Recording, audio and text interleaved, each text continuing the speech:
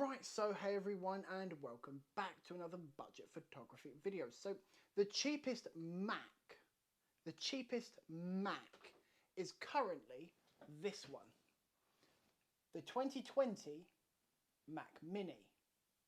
And it's amazing. Now, you could say that I am biased because I'm an Apple fanboy, but I will try and be as unbiased as I can be. But if you believe that I'm going to be biased because it's an Apple product, then no one's stopping you from going. Go on. If you can't be bothered, if you're just here to hate, then go.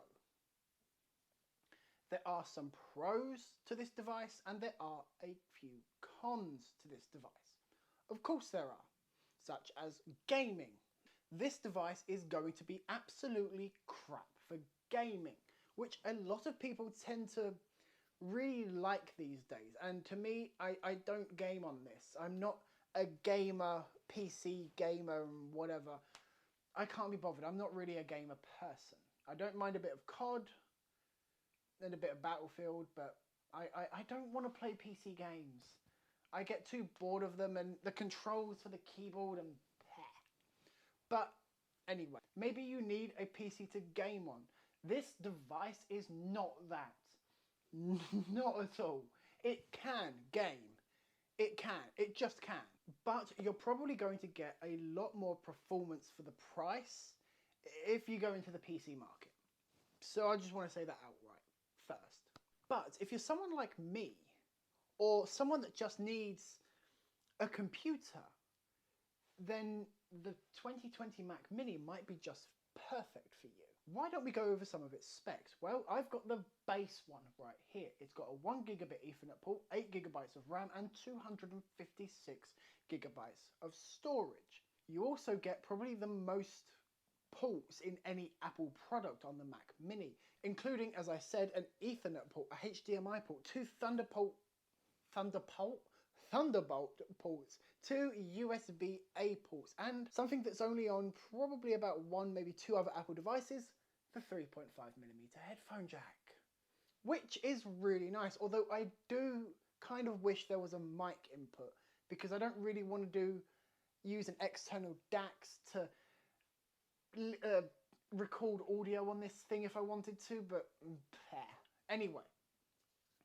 So that is a downside, actually. Now, because the Mac Mini is running the new Apple SoC M1 system on a chip, SoC system on a chip.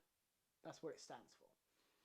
So because it's running the M1 chipset, you can't upgrade the RAM or the internal storage, which isn't really the best if you want to do some, some aftermarket upgrading. You can't do that with this computer. But for me, that's fine. I'm not really worried about that.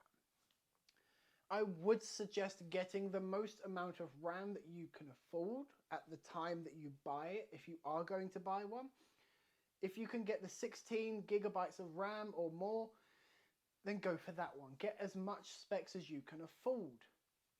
But what I will say in its defense is the fact that the apps and software that run on this device work perfectly.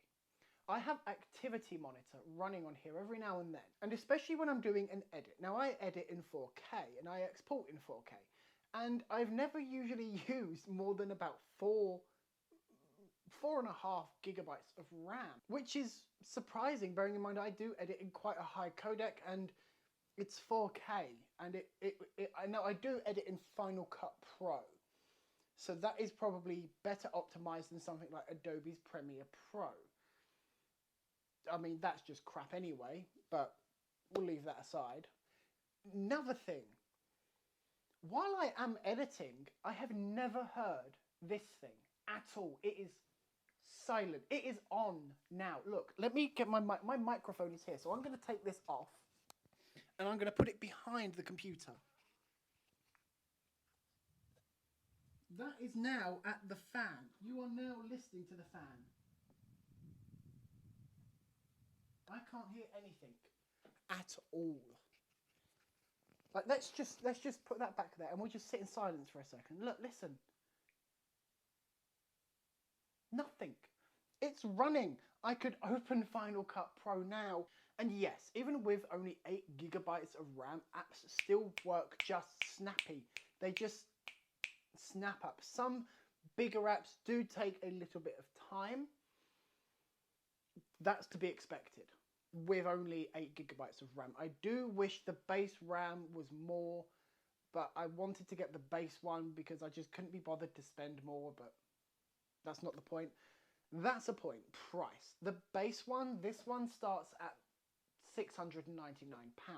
So you're going to be paying quite a bit of money for a little tiny thing like that and nothing else. You don't get anything else. No display, no peripherals, no keyboards and mice and speakers and stuff like that. If you want that kind of thing, then go with the M1 iMac, sorry. But if you want customability, you're kind of going to need to go with a Mac Pro or the Mac Mini. Now, if you don't have enough money to be able to spend the $200 or $400 on the like 2 or 3 terabyte version of this, what you can do is go with the base storage like I did, and then just buy this. This is a Western Digital 8 terabyte hard drive. 8 terabytes.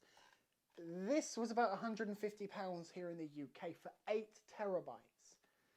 It's nuts, it's 8 terabytes. I don't need 8 terabytes. This stores all of my files from the last year, 2 years of making these videos. And the thing is as well, you don't even have to spend that much on that amount of storage. You can get a SanDisk SSD if you want something nice and fast for even less. This, I don't remember how much this is. It's a SanDisk Portable Extreme SSD. I don't know the price of it. It's 500 gigs and I edit from this. The files go onto this and I edit on it. And it works perfectly fine. And it was a lot cheaper than buying more storage for the Mac. But that comes down to a downside, the Apple tax. You're paying to have an Apple product. And then there is macOS itself. It's a really nice user interface. Not everyone likes it because it's might be too simple for you. Maybe you like Windows, maybe you like Linux, maybe you like macOS. That's fine. All down to personal preference. But for me, I like macOS. I do. It's really easy to use. Everything I need is just there and it works perfectly. And I did a video a few weeks ago of where I did the iPhone 12 mini versus a Note 20 Ultra, and trying to get the files from the Note 20 Ultra versus trying to get the files from the iPhone to the Mac was a lot easier on the iPhone. But that's because it is obviously tied into the ecosystem and AirDrop. AirDrop is so underrated as an Apple product. I love AirDrop. Now, I'm not saying it wasn't impossible for me to get the files from the Galaxy device to the Mac. I'm saying it was just that little bit harder because I couldn't just push one button and the files are away. I had to upload it to Google Drive.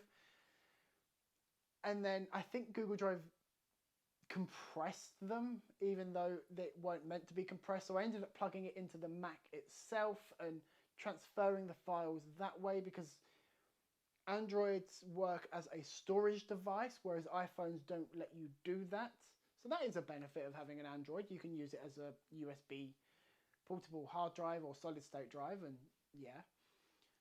But it was that one extra step that I had to take. It's fine, it worked. It still worked perfectly well, but it was just another step that I didn't really want to have to take.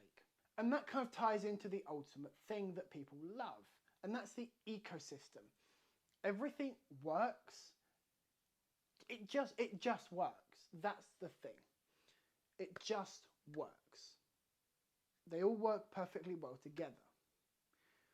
The Mac Mini, the iPhone, the iPad, they all work together beautifully. They communicate together beautifully. It works beautifully. If you can afford it and you're looking at getting a Mac Mini, I would advise you to get one. Don't bother waiting for the next one. Not because that one's not going to be better, but because if you're looking for a Mac Mini, then you need to buy one now. Not, oh, I'm going to wait for the next one, because you're just going to wait for the next one after that. And then you're going to wait, oh, I'm going to wait for the next one. I'm going to wait for the next one after that. I'm going to wait for the next one. Just buy the product that you want to buy. Anyway, guys, thanks for joining me in this video. I'll see you in the next one.